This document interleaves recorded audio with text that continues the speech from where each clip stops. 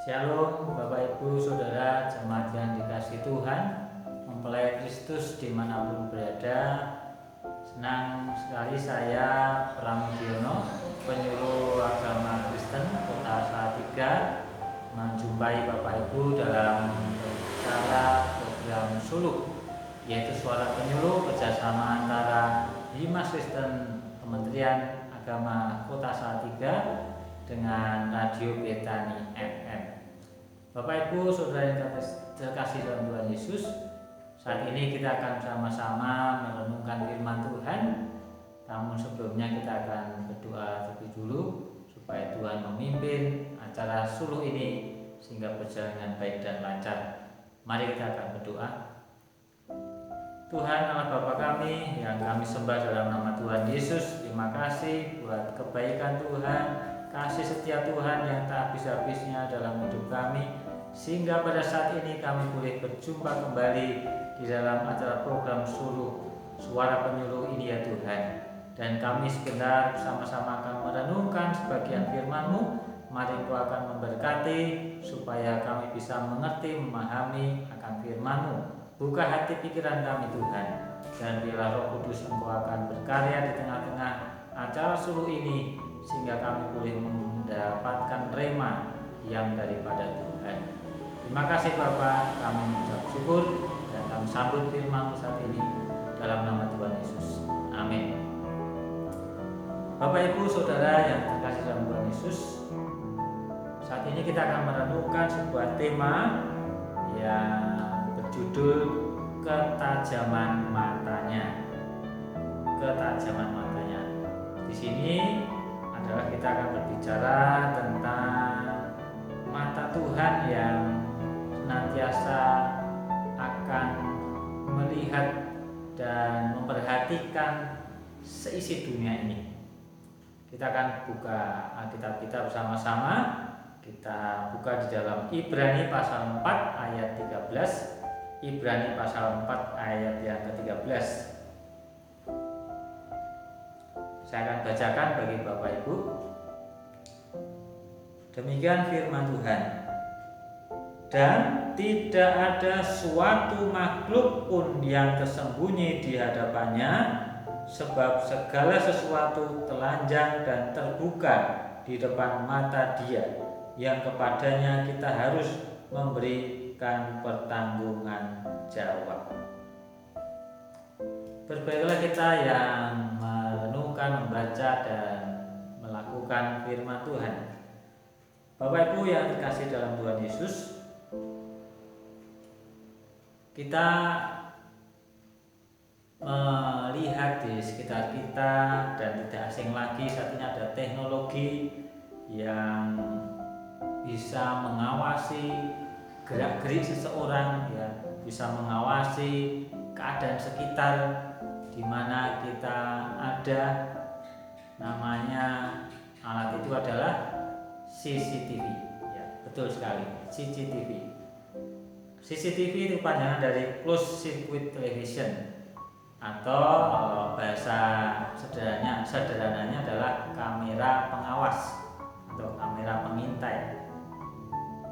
CCTV ini ditemukan oleh Walter Brasch dari Jerman pada tahun 1942.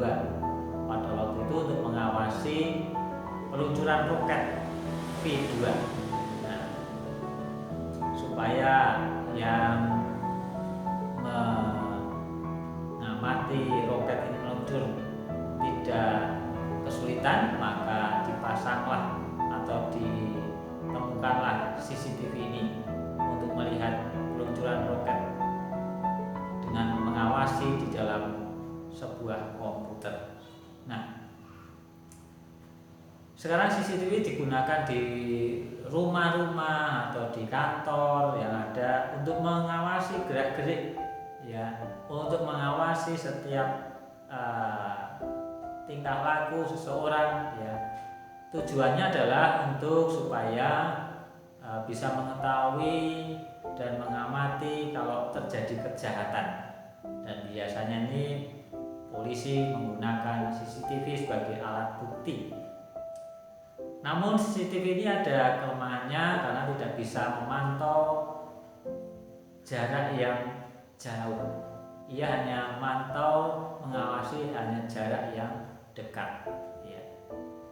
Nah itulah namanya CCTV, ya kamera yang memantau dan mengintai, tapi jarak pandangnya tidak jauh, hanya dekat saja. Sekitar alat itu dipasang. Nah itu gambaran kalau CCTV ini adalah alat yang bisa digunakan membantu manusia untuk bisa memantau, melihat keadaan sekitar. Nah tapi kita ada Tuhan. Tuhan ini bisa memantau, melihat seluruh isi dunia ini. Tuhan tahu Bapak Ibu. Nah, ketika kita memahami bahwa Tuhan itu matanya melihat ke seluruh dunia, ya, maka tidak ada sesuatu makhluk pun yang tersembunyi di hadapan Tuhan. Seperti yang dikatakan Ibrani 4 ayat 13 ini, tidak ada sesuatu makhluk pun, ya, termasuk manusia atau binatang, bahkan semut sekalipun yang kecil, tidak ada yang tersembunyi di hadapan Tuhan, ya. Dan tidak ada sesuatu yang bisa disembunyikan, karena Tuhan melihat, ya, melihat seluruh isi dunia ini dan tidak ada yang tersembunyi di hadapannya. Segala sesuatu terbuka di depan mata Tuhan, segala sesuatu terbuka. Dan karena segala sesuatu terbuka dan tidak ada yang tersembunyi, maka di sana ada hal yang harus kita pahami, bahwa setiap kita manusia, apakah itu ucapan kita, tingkah laku kita, semuanya itu nanti akan dipertanggungjawabkan kepada Tuhan. Kita akan nanti dihadapkan pada Tuhan seluruh kehidupan kita. Kita diperlihatkan nanti ketika ada di surga, dan di sana apakah kita melakukan hal yang baik atau yang jahat, di situ kita diperlihatkan, dan Tuhan Dia akan membuat kita bisa malu atau bisa tersenyum ketika melihat kehidupan kita selama di dunia. Nah, oleh karena itu ada hal yang perlu kita garis bawahi di sini, bahwa ketika Tuhan itu Maha Tahu, bisa melihat siapapun juga dan makhluk apapun yang ada di dunia ini, Tuhan tahu dan melihat. Sebagai manusia yang tidak bisa bersembunyi di hadapan Tuhan, maka kita harus senantiasa hidup takut akan Tuhan. Kita harus takut akan Tuhan, karena Tuhan melihat. Walaupun mungkin di sisi lain orang tidak ada yang tahu, tapi Tuhan itu Maha Tahu. Nah, maka dari itu kita harus senantiasa hidup takut akan Tuhan. Karena Tuhan mengetahui, karena Tuhan melihat kehidupan kita tanpa ada yang tersembunyi, kita akan memberikan pertanggungjawaban kepada Tuhan di dalam kehidupan kita. Maka sebagai orang-orang yang takut akan Tuhan, maka hidup kita harus bagaimana? Amsal 14 ayat 26 sampai 27, ya. Kita buka Amsal 14 ayat 26 sampai 27.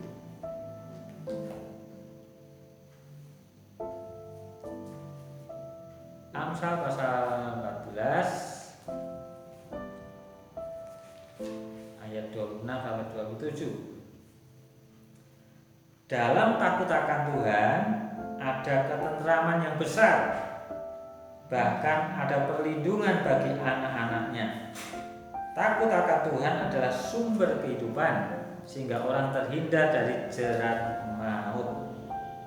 Ya. Di sini penulis Amsal mengatakan bahwa dalam takut akan Tuhan ada ketentraman, ada perlindungan di sana. Nah, ketika kita sudah mengetahui bahwa di hadapan Tuhan tidak ada yang tersembunyi, maka kita harus hidup senantiasa takut kepadanya. Karena apa yang terjadi dalam kehidupan kita, apa yang dilakukan oleh kita, Tuhan itu mengetahui. Oleh karena itu kita jangan sekali-kali melakukan hal-hal dosa yang bisa membuat kita dihukum oleh Tuhan. Nah, Bapak Ibu Saudara yang terkasih dalam Tuhan Yesus. Nah, di sini kita harus memahami, ya, ketika Tuhan matanya melihat ke seluruh isi dunia ini, maka kita pun harus senantiasa menjaga hidup kita, ya. Menjaga bagaimana kita bersikap, bertingkah laku di tengah dunia ini, hingga kita bisa kedapatan oleh Tuhan itu tak bercela dan tak bercacat. Seperti Nabi Nuh, hidupnya tidak bercela dan tidak bercacat. Itu yang Tuhan mau, itu yang Tuhan inginkan. Oleh sebab itu, mari kita akan senantiasa memperhatikan kehidupan kita. Kita menjauhi dosa, menjauhi kejahatan. Sekecil apapun itu, mari kita akan jauhi. Perkataan kita juga kita akan jaga supaya mempermuliakan Tuhan. Kemudian yang kedua, karena Tuhan itu matanya melihat dan tertuju pada setiap manusia, maka ada hal yang bisa kita jadi penghiburan, yaitu bahwa Tuhan memperhatikan orang-orang benar. Tuhan memperhatikan orang-orang benar. 1 Petrus 3:12 mengatakan, sebab mata Tuhan tertuju pada orang-orang benar dan telinganya kepada permohonan mereka yang minta tolong, tapi wajah Tuhan menentang orang-orang yang berbuat jahat. Nah, ini adalah hal yang menjadi penghiburan bagi kita orang-orang percaya, bahwa ketika Tuhan melihat isi dunia ini, tentunya Dia juga melihat kita, orang-orang yang percaya kepadanya. Dan Tuhan memperhatikan kehidupan kita, Bapak Ibu yang kasih Tuhan. Di sini firman Tuhan mengatakan bahwa mata Tuhan tertuju, Dia memperhatikan setiap kehidupan kita. Dia memperhatikan apa yang kita lakukan, bahkan Dia mengetahui dan melihat apa yang sedang kita hadapi, yaitu masalah-masalah kehidupan kita. Tuhan tahu, Bapak Ibu. Tuhan melihat ketika kita sedih, ketika kita sedang bergumul dalam menghadapi masalah. Tuhan tahu, karena Dia memperhatikan kita, sehingga bagi kita tidak perlu cemas, tidak perlu takut, khawatir, karena Tuhan memperhatikan kita. Itu yang kedua, bahwa Tuhan itu memperhatikan setiap kita. Matanya tidak pernah untuk tertutup untuk tidak melihat kita. Dia senantiasa memperhatikan pandangannya pada orang-orang percaya. Bersyukurlah, ya, kita diperhatikan Tuhan terus. Walaupun kita sedang tidur, Tuhan tidak tertidur. Dia memperhatikan kita, kita, sehingga kita perlu bersyukur ada yang memperhatikan kita, meskipun orang-orang tidak memperhatikan kita. Kemudian hal yang ketiga yang bisa kita pahami dalam tema kita ini adalah bahwa Tuhan memberikan kita kekuatan. 2 Tawarik 16 ayat 9 kita akan baca. 2 Tawarik 16 ayat 9. 2 Tawarik pasal 16 ayat 9. Kita akan baca ini. 2 Tawarik pasal 16 ayat yang ke-9. Demikian bunyi firman Tuhan, karena mata Tuhan menjelajah seluruh bumi untuk melimpahkan kekuatannya kepada mereka yang bersungguh-sungguh hati kepada Dia.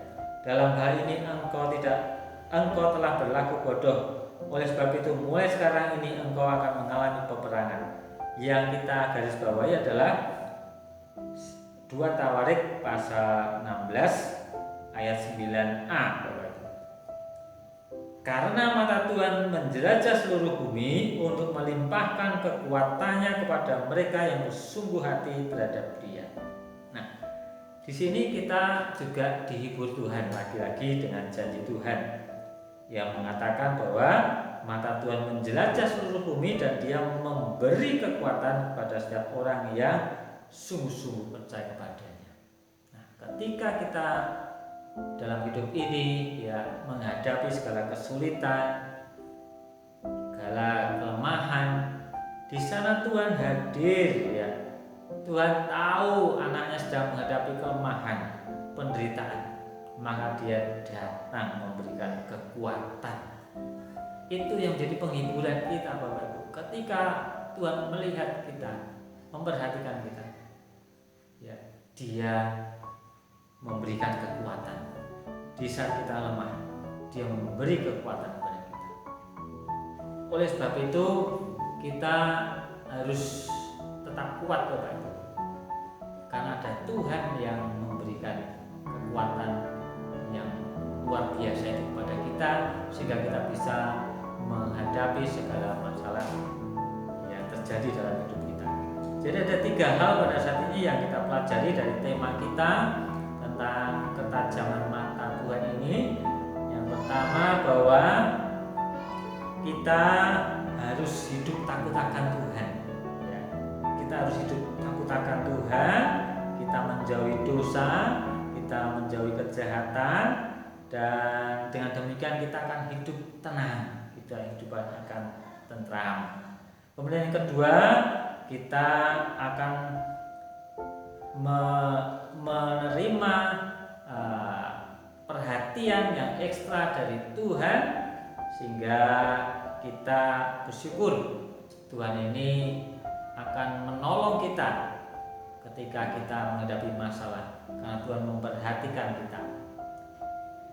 Dan yang ketiga, Tuhan itu juga memberikan kekuatan kepada kita di saat kita lemah, karena Dia tahu saat kita lemah, Dia tahu, sehingga Dia memberikan kekuatan itu kepada kita, orang-orang yang percaya kepadanya. Nah, 3 hal ini maka kiranya boleh menjadi penghiburan bagi kita, bahwa ada Tuhan yang senantiasa melihat kehidupan kita. Oleh sebab itu, mari kita jaga hidup kita dan tetaplah kita memuliakan Tuhan. Mari kita akan berdoa.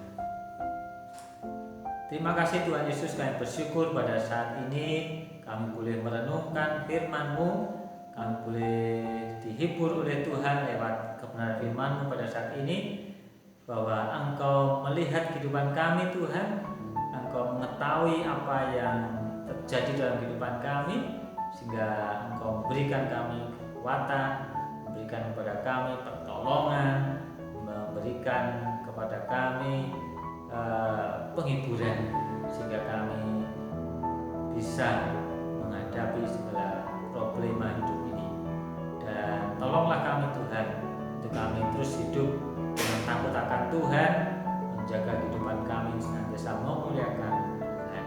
Diberkati firman-Mu ini Tuhan, supaya setiap pendengar, pemirsa program Suluh ini boleh menjadi orang-orang yang senantiasa hidup, senantiasa memuliakan Tuhan, hidup takut akan Tuhan, dan mereka boleh mengalami akan berkat-berkat Tuhan. Terima kasih Tuhan, meteraikan firman-Mu dalam setiap hati anak-anak-Mu yang saat ini mendengar program Suluh ini dimanapun mereka berada. Terima kasih Tuhan, dan kiranya Tuhan berkati kehidupan setiap kami, baik keluarga, pekerjaan kami, pelayanan kami masing-masing. Tuhan memberkati kami, dan Tuhan akan menjadikan kami orang-orang yang menjadi berkat bagi banyak orang. Nama Tuhan dipermuliakan. Terima kasih Tuhan. Demikian doa permohonan kami serahkan kepada Engkau dalam nama Tuhan Yesus Kristus. Haleluya. Amin. Demikian Bapak Ibu program Suluh pada saat ini. Kita akan berjumpa lagi pada program Suluh yang akan datang. Tuhan Yesus memberkati. Shalom.